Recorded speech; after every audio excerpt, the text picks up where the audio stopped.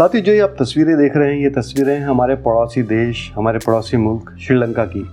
ये देश अभी कुछ दिन पहले काफ़ी आर्थिक और पॉलिटिकल मुश्किल से गुजर रहा है। यहाँ की आर्थिक हालत इतनी ख़राब हो चुकी है, खाने की समस्या हो रही है, तेल, पेट्रोल, जितनी भी ज़रूरतें हैं रोज़मर्रा की चीज़ें, उन सब के लिए आम आपूर्ति होना मुश्किल हो रहा है। और देश की स्थिति ये हो चुकी है कि देश अपने लोन, अपने इंटरेस्ट, ये सब चुकाने के लिए हाथ खड़े कर चुका है।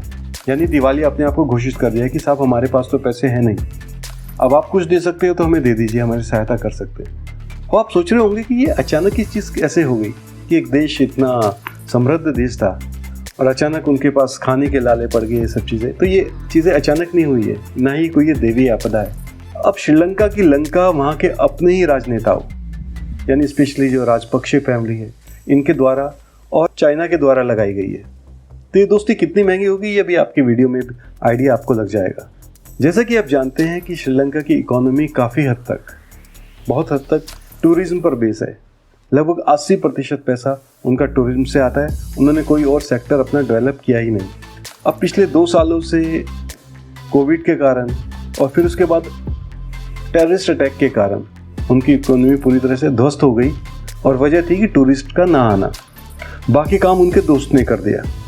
डेवलपमेंट के नाम पे चाइना ने खूब सारा लोन श्रीलंका को दिलाया और ये ऐसे प्रोजेक्ट्स बनाए, ऐसी ऐसी जगह में, जंगलों में प्रोजेक्ट्स बना दिए, हवाई जहाज के अड्डे, बंदरगाह, ऐसी जगह जहाँ पर कोई पहुँच ना पाए, और उनको सब्ज़बाज़ दिखाकर कि आपकी इनकम ऐसे बढ़ जाएगी, ऐसे बढ़ जाएगी, और वो पैसा इन्वेस्टमेंट करा दिया।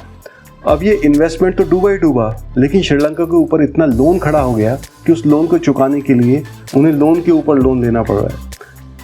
आज IMF और वर्ल्ड बैंक कोई भी लोन देने के लिए तैयार नहीं है इन प्रोजेक्ट्स के नाम पर, क्योंकि इनकी पारदर्शिता नहीं है। और चाइना भी लगातार दबाव बनाए हुए पड़ा हुआ है कि उनको या तो अपना लोन का पैसा चाहिए या फिर उनकी संप्रभुता, दोनों में से कोई एक चीज़। इसी वजह से आज पॉलिटिकल पोजीशन भी इतनी ख़राब हो गई है कि वहीं के लोग, जिन लोगों को फ्री में चीज़ें बांटी गई थी श्रीलंका गवर्नमेंट द्वारा कि वो पार्टी में बने रहे, सरकार में बने रहे, वही लोग आज उनको हटाने के लिए आमदा थे और सरकार से उन्हें हटा भी दिया। अब ये लोग तो देश छोड़ के चले गए हैं, इनके पास काफ़ी साधन हैं, काफ़ी पैसे हैं, सुविधाएं हैं, लेकिन पीछे छोड़ गए श्रीलंका की बदहाली और कंगाली को। तो आप सोच रहे होंगे कि ये चीज़ें मैं डिस्कस क्यों कर रहा हूँ, तो आपने ऑलरेडी टीवी चैनल्स पे सब देख लिए हैं। तो साथियों, ये सेम स्टोरी, ये कहानी साउथ इंडिया की जो हिट स्टोरी है, ये अपने नॉर्थ इंडिया में भी लिखी जाने वाली है। ये फिल्म आपकी नॉर्थ इंडिया में भी रिलीज़ होने वाली है और ये रिलीज़ हो रही है आपकी पंजाब में। आप ये सोच के हैरान हो रहे होंगे, पंजाब जैसा राज्य है जो कि समृद्ध राज्य है, जहाँ पर ग्रीन रेवोल्यूशन का लीडर रहे हैं, जहाँ के किसान समृद्ध हैं, जहाँ पे इंडस्ट्रीज़ हैं, तो वहाँ ये हालत कैसे है? सच में वहाँ की हालत है।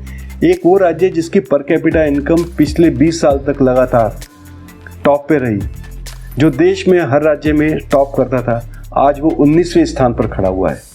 अगर हम ग्रोथ की बात करें तो जितने भी हमारे राज्य हैं इस देश के, सिर्फ मणिपुर से आगे, यानी कि सेकंड लास्ट पोजीशन पे पंजाब खड़ा हुआ है। इस स्थिति पर पहुंचाने में वहाँ के राजनेताओं की, वहाँ की पॉलिटिक्स की भरपूर जिम्मेदारी रही है। जिस तरह की पॉलिसीज़ वहाँ पर आई हैं, उन पॉलिसीज़ का नतीजा ये निकल के आया है कि आज के वक्त पे पंजाब में हर व्यक्ति के ऊपर 1 लाख के ऊपर का लोन खड़ा हुआ है। वहाँ की इकोनॉमी इतनी मिसमैनेज है कि उस इकोनॉमी को नाम दिया जा रहा है कि the most mismanaged economy of this country, यानी कि सबसे ज़्यादा घटिया तरीके से इकोनॉमी को मैनेज किया गया है पंजाब की। अब इसको टेक्निकल टर्म में समझते हैं, यानी कि डेट और GDP के रेशो में, यानी कि आपकी आमदनी और आपके ऊपर कितना कर्जा है उसके ऊपर समझते हैं। अमूमन देश में किसी राज्य में 20% तक का कर्जा एक सही माना जाता है कि ठीक है कि ये चीज़ चल जाती है, लेकिन पंजाब की स्थिति इतनी ख़राब है कि 53.3 GDP और डेट का रेशियो है। यानी एक तरह के डेट ट्रैप में, लोन के दलदल में पंजाब फंस चुका है। इसको एक आम भाषा में समझ सकते हैं कि अगर आपके पास 100 रुपये हैं, आपकी आमदनी 100 रुपये महीना है और उसमें से 53 रुपये 30 पैसे आपके खर्च हो जाते हैं लोन का ब्याज चुकाने में, तो आपके पास बचता क्या है भाई साहब? आपके पास बचते हैं मात्र 46 रुपये 70 पैसे। उसमें से भी आपको फ्रीबीज, योजनाएं चलानी है, पढ़ाई लिखाई की योजनाएं चलानी है, फ्री में बिजली देनी है, कहाँ से हो पाएगा? आर्थिक साधन हमारे पास ना के बराबर हो चुके हैं। और इसी वजह से जो करंट गवर्नमेंट है आपकी, उन्होंने 8,000 करोड़ का लोन उठाया है सिर्फ इसलिए कि वो पुराने लोन के ब्याज चुका सकें। ऐसा नहीं कि पिछली सरकारों ने लोन नहीं लिया था, पिछली सरकारें भी उतनी जिम्मेदार हैं इस चीज़ के लिए, लेकिन फ्री की स्कीमें कब तक चलेंगी? तो आगे अगर हमने देखा कि जीडीपी की पोजीशन इतनी ख़राब है वहाँ पर और लोन के ऊपर लोन लिया जा रहा है, तो ऐसी स्थिति में इस परिचर्चा का विषय ये है कि क्या ये फ्री वाली चीज़ें सच में हमें फ्री में मिल रही है या हमारी आगे आने वाले वक्त की अर्थव्यवस्था को, हमारी खुद की आर्थिक स्थिति को ख़राब करने के लिए कोशिश हो रही है, सिवाय सिर्फ इसलिए कि हम पावर में बने रहें। ये फैसला सब आपको लेना है, क्योंकि हिंदुस्तान में प्रजातंत्र में जनता जनार्दन होती है। ये नीतियाँ चाहे केंद्र की हो या राज्य की हो, जहाँ गरीबी है, जहाँ ज़रूरतमंद है, उनको चीज़ें फ्री में सब्सिडाइज रेट पे देना तार्किक है, मुमकिन है। लेकिन सभी के लिए, आम लोगों के लिए, हर एक के लिए जो लोग अफोर्ड भी कर सकते हैं, वहाँ पर भी अगर चीज़ें फ्री में दी जाएंगी तो ये एक रेसिपी तैयार हो रही है आने वाले वक्त में कि अर्थव्यवस्था को डामाडोल करने की। फैसला पब्लिक को लेना है, क्योंकि प्रजातंत्र में पब्लिक ही पावरफुल है, यानी जिसे कहते हैं ना कि जनता ही जनार्दन है। परिस्थितियाँ किस तरह से होंगी, इसकी जिम्मेदार, इसकी परिस्थिति के लिए जिम्मेदार हम आम आदमी ही रहेगा। इसी संदेश के साथ मैं आपसे विदा लेता हूँ। तब तक के लिए नमस्कार।